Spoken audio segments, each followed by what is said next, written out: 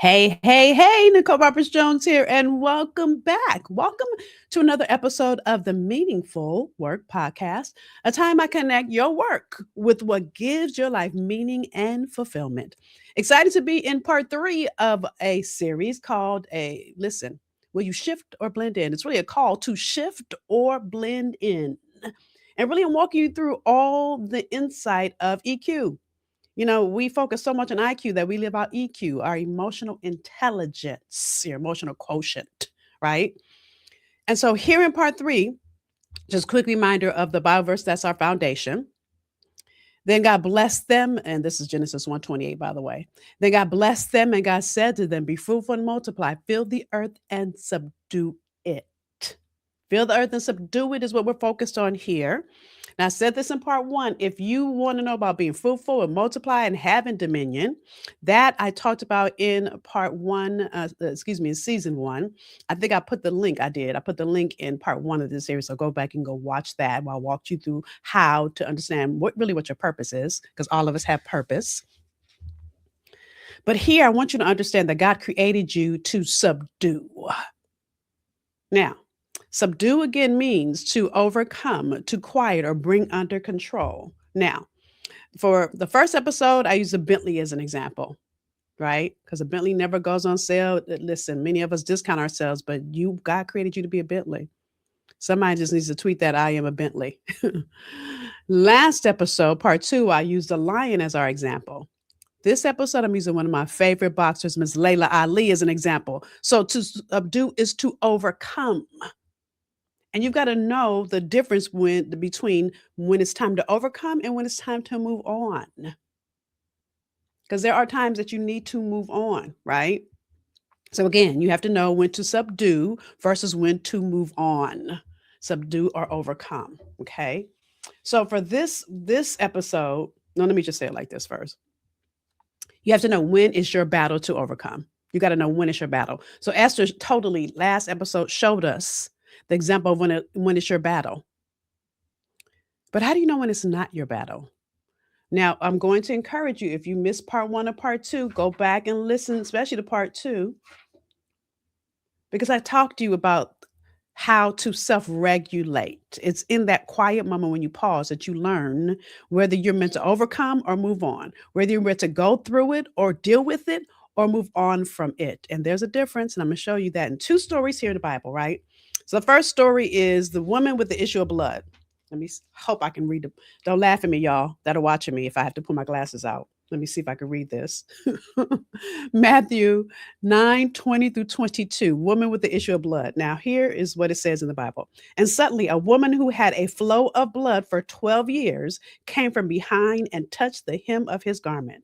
For she said to herself, if only I may touch his garment, I shall be made well. But Jesus turned around, and when he saw her, he said, be of good cheer, daughter, your faith has made you well. And the woman was made well from that hour. So this is subdue. The reason I said subdue is a woman with the issue of blood. First of all, she wasn't supposed to be out in public. So she's already going against norms being out in public, let alone to be trying to get close enough to Jesus to touch Jesus. I'm sure people all around him were like, what in the world? But what Jesus did was he saw how she overcame all the haters and things people would say, and the fact that she had been bleeding for 12 years.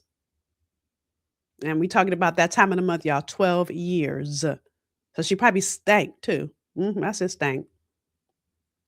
So she didn't care about what anybody else had to say or what anybody else had to do. She did what she knew she had to do in that moment. That's an example of what it looks like to overcome, to subdue. Now, our second example is the children of Israel. Because sometimes you got to know when enough is enough. You got to know when it's time to throw in the towel. You got to know when it's over. It's time to move on. Now, if you know the story of the children of Israel, they were in the wilderness. It should have taken a 40-day trip, I think it was, 40 days. It took them 40 years. Can I tell you why it took them 40 years? Well, let me just read this. Because then it came a time when God said, okay, y'all, enough is enough. He had to take them out of that, right? You have skirted this mountain long enough. Turn northward. You've skirted this mountain long enough. It's 40 years. Listen, the reason why it took them 40 years and God finally said, okay, God said enough is enough. But they had the power to do that. Do you know why they went around that same mountain? Because they were negative. They were all the negative chatter, all the negative things, all the negative that they kept spewing out, kept them stuck right where they were. They could have moved on so much sooner, quicker, faster had they gotten rid of that. So there's a difference, y'all, with overcoming something and having to move on for something.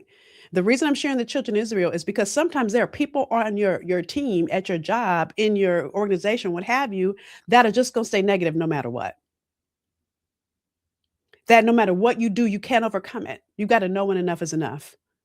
When you've tried everything you've done, you've prayed, you stood still, you've done all the things and nothing shifted, you got to know when enough is enough. And you only get that by doing the first three. Self awareness, again, going back to episode 1, where I gave you that emotional wheel and sitting with what's coming up for you right now. Tapping into why are you doing this? Why are you here? What's your motivation? And then with those two, self regulating. Because if you're not self aware to know that you're feeling something in this moment and you can't tap into what you're feeling, and then you can't regulate it. Because listen, the thing I love about Layla Ali is no matter what, her confidence, no matter what, she would be in a fight and she knew she was going to win. But then she also had to self regulate that during the fight. So the last two, so we've been walking through the 5 core components of emotional intelligence. So again, the first one was self awareness, the second is motivation, the third is self regulation. So I'm going to walk you through the last 2 here in this episode. Okay, got your pen, y'all? So the fourth one is empathy.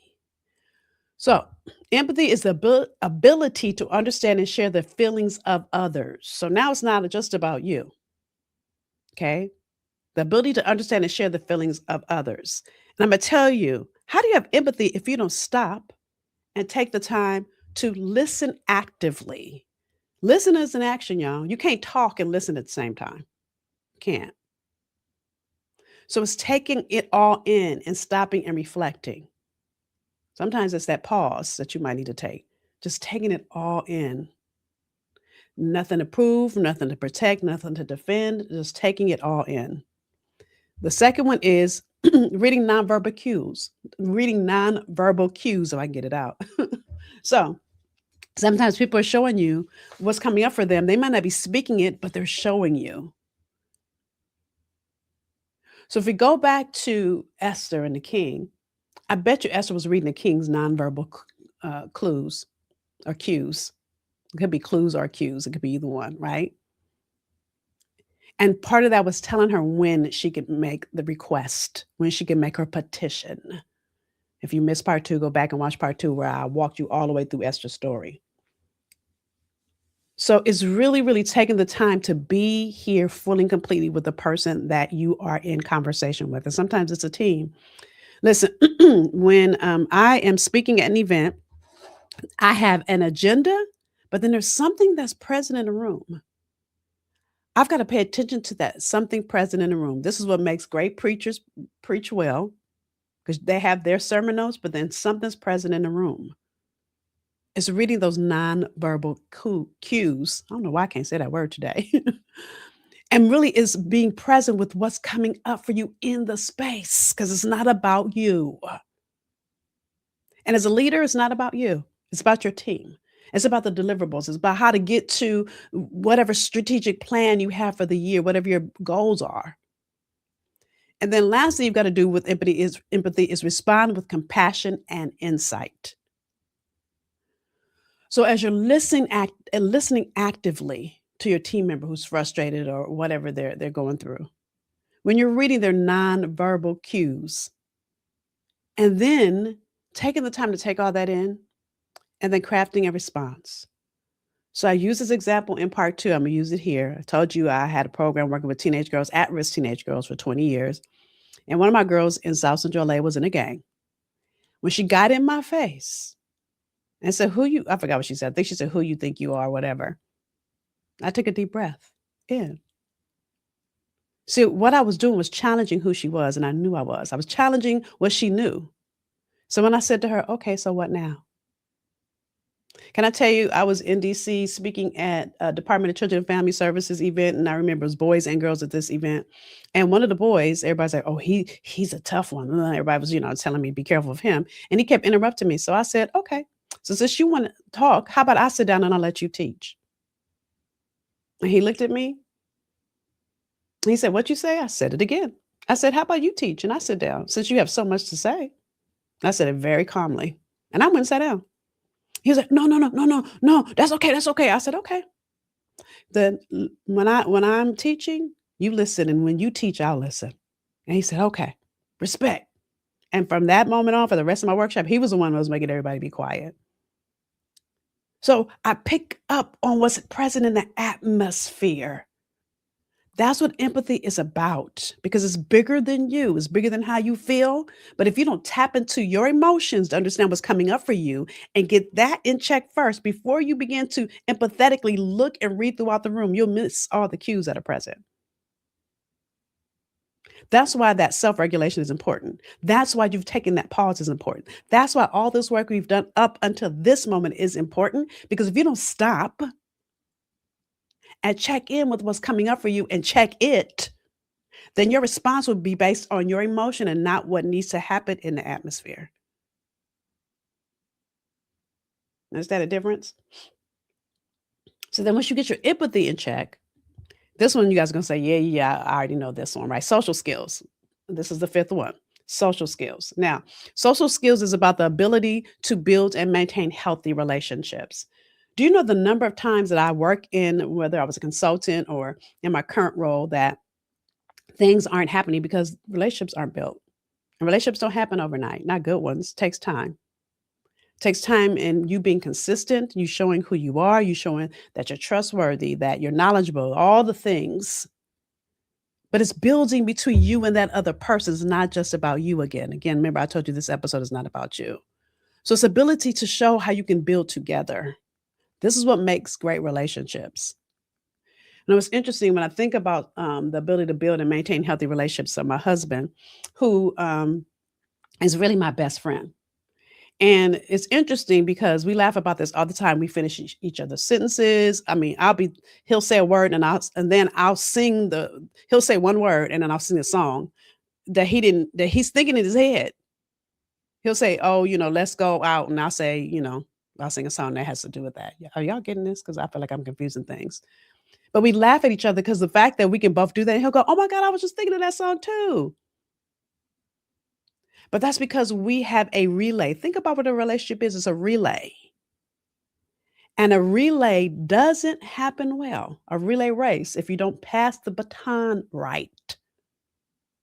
So some of you are thinking you're building healthy relationships and you're not because you're not passing the baton. Anytime you're having communications, whether it's in an email, are you honoring the dignity of people's human spirit?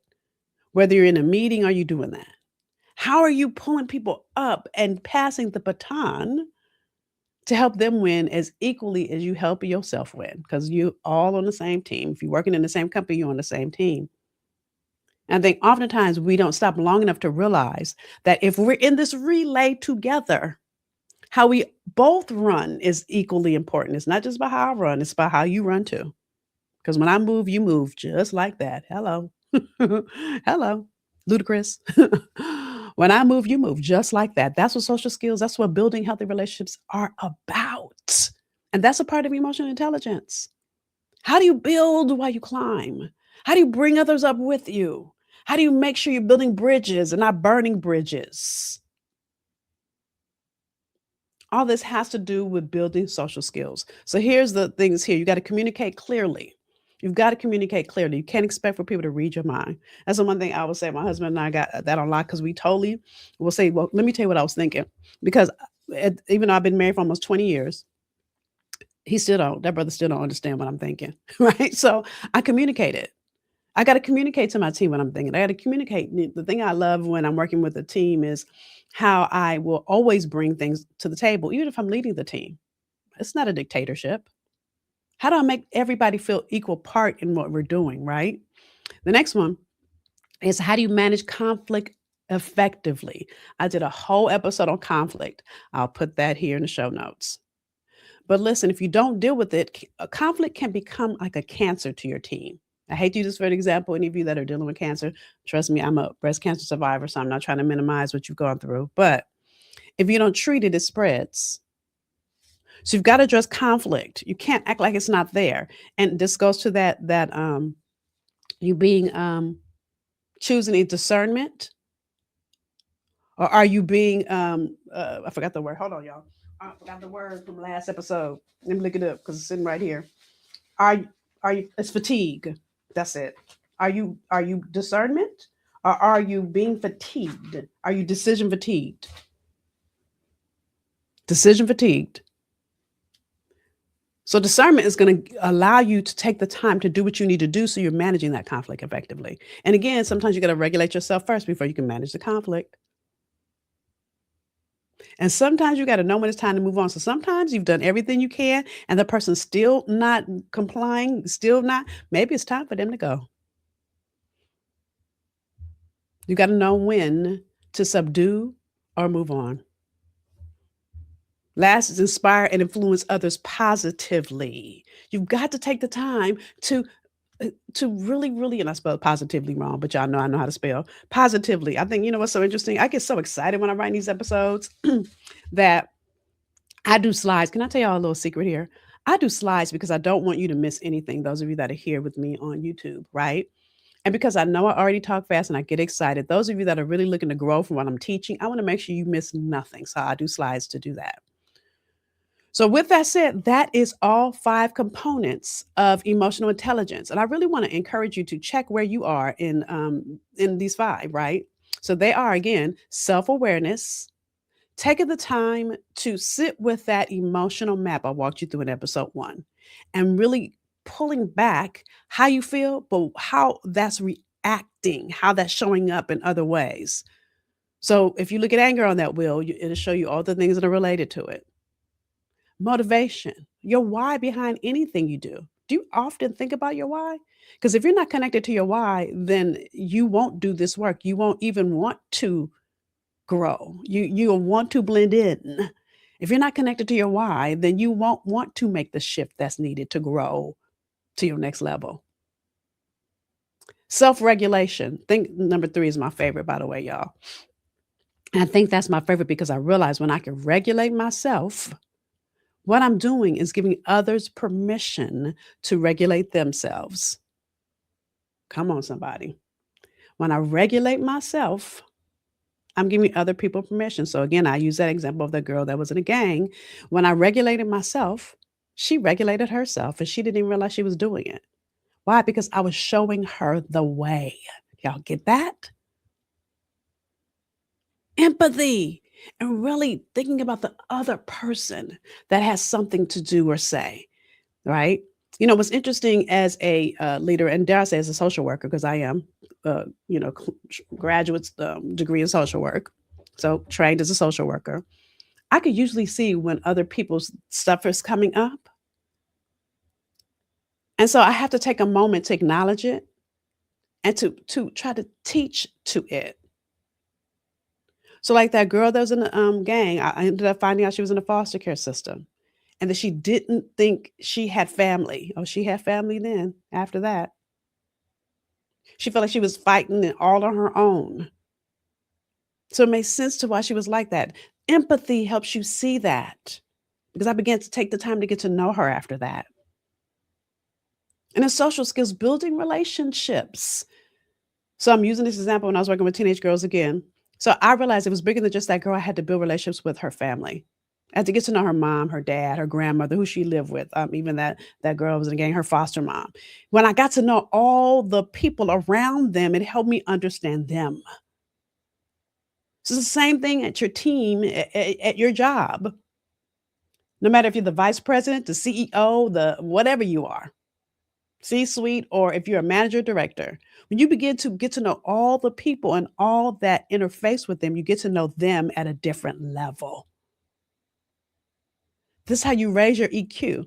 This is why, when On Monday morning, do you say, "How was your weekend? What did you do?" This is where you find out their personal things, not because you're trying to get in their personal business. I'm not saying that.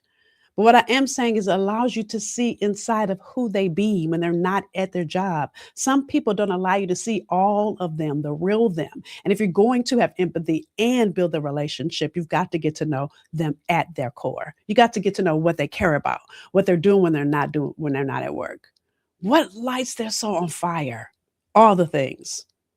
Taking the time to get to know people makes a difference and how you grow your team to be a winning team, to advance those KPIs like nobody's business, to allow your team to feel seen and heard so that you all can get paid, right?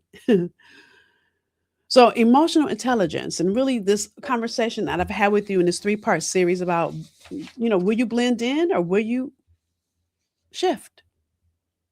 Will you do the work to heighten your emotional intelligence? Will you do the work to stop complying and fitting into somebody else's definition of you, to push past it?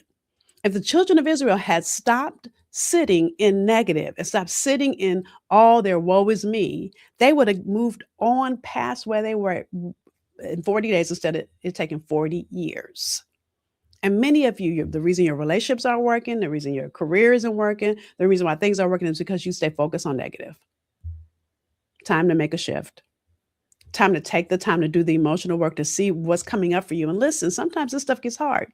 So I'm going to encourage you, if you have health insurance, counseling comes with health insurance, go meet with a counselor.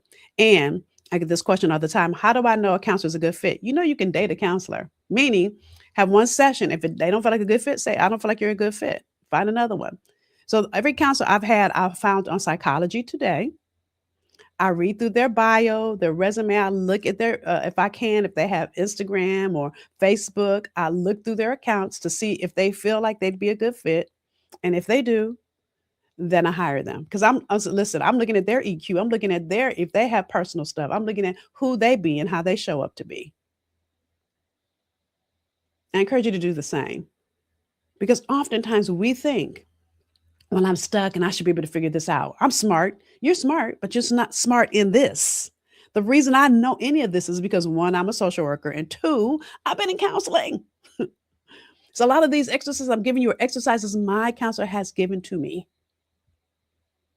So with that said, because this has been such a heavy insight, heavy because it's got heavy because you need to work on you, I'm going in here because I can keep going.